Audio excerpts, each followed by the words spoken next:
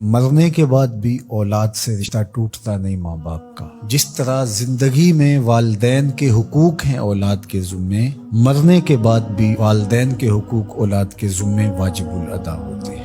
مختلف احادیث میں ان کا ذکر موجود ہے۔ پہلا حق الصلاۃ علیہما، ان پر جنازہ پڑھنا ہے۔ تجہیز و تکفین تدفین اس کے زمرے میں آتی ہے۔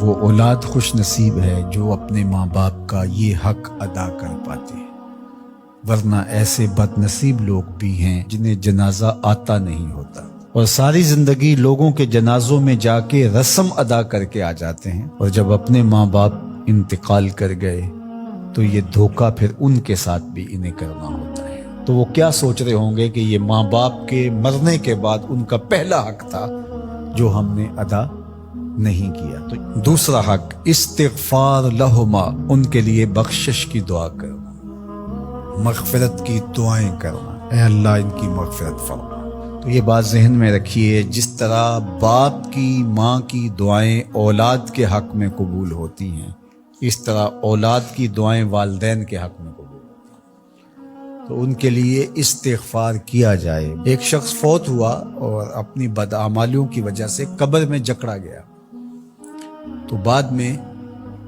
اچانک اس سے عذاب اٹھا لیا گیا کچھ عرصے کے بعد۔ تو بارگاہ ازدی میں عرض گزار ہوا، مالک میرے اعمال تو ایسے نہیں تھے کہ مجھے ان مشکلوں سے نکال کے کھڑکی کھول دی گئی جنت کی۔ تو کہا کہ تیرے مرنے کے بعد تیری بیوی کے ہاں جو بیٹا پیدا ہوا، تیرا بچہ پیدا ہوا، پھر اس نے اس کو پروان چڑھایا، اب وہ بولنے لگا اور اس کو وہ درس گاہ میں چھوڑ آئی۔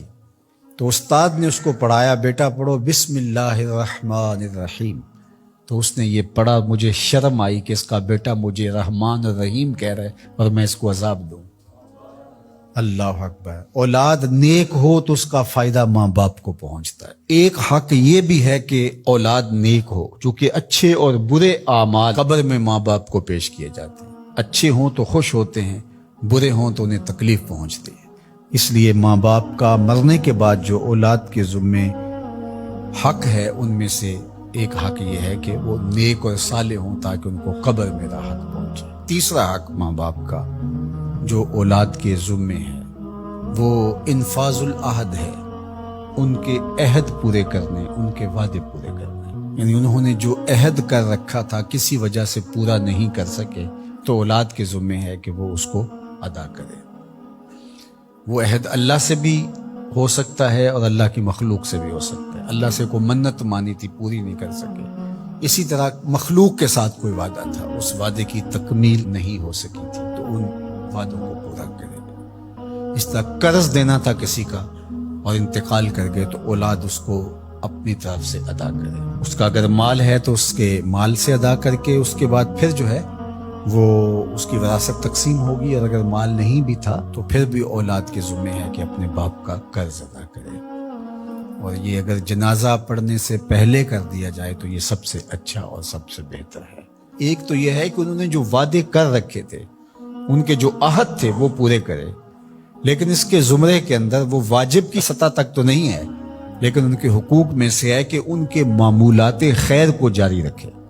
یعنی جو وہ اچھے کام کرتے تھے، غریبوں کی مدد کرتے تھے، لوگوں کو کھانا کھلاتے تھے، اپنے علاقے کی مساجد کی ذمہ داریاں لیے ہوئے تھے، مدارس کی ذمہ داریاں لیے ہوئے تھے، غرباء کے علاج معالجے کی ذمہ داریاں لیے ہوئے تھے، اس طرح اور رفاہی ذمہ داریاں اپنے ذمہ انہوں نے لے رکھی تھی، تو ان کے انتقال کے بعد اگر صلاحیت اور حالت مالی ایسی ہو تو اولاد کو اس تسلسل کو ٹوٹنے نہیں دینا چاہیے، کہ یہ نہیں ہے کہ اب والد صاحب چلے گئے، ماں چلی گئی تو غریب رشتہ دار جو پردے سے ان کی مدد ہوتی تھی اور ان کے گھر کا چولہا جلتا تھا، تو ماں کے جانے کے بعد اب اولاد کہے کہ یہ آپ کا اور اس کا تعلق تھا، وہ چلی گئی تو کام ختم نہیں۔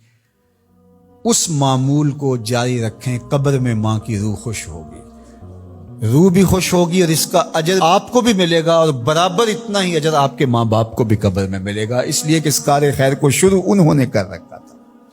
تو جو معمولات خیر ہیں ماں باپ کے، ان کو جاری رکھا جائے۔ چوتھا حق ماں باپ کا مرنے کے بعد جو اولاد کے ذمے عائد ہوتا ہے وہ ہے بر الاصدقاء، حسن سلوک کرنا باپ کے دوستوں کے ساتھ اور ماں کی سہیلیوں کے ساتھ۔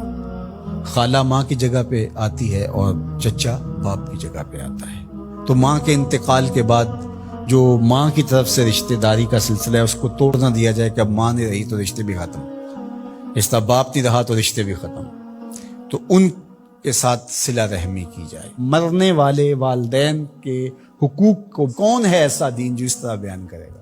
آج دنیا یورپ کی بات کرتے ہیں، وہ تو زندہ ماں باپ کو اولڈ پیپلز ہوم میں چھوڑ آتے ہیں۔ ایک ماں 10 بچوں کو پال لیتی ہے، 10 بیٹوں کو ایک باپ پالتا ہے، پھر 10 بیٹے مل کر ایک باپ کو نہیں پال سکتے۔ تو خوش نصیب ہیں وہ لوگ جو اپنے ماں باپ کی خدمت کو شعار زندگی کہتے ہیں۔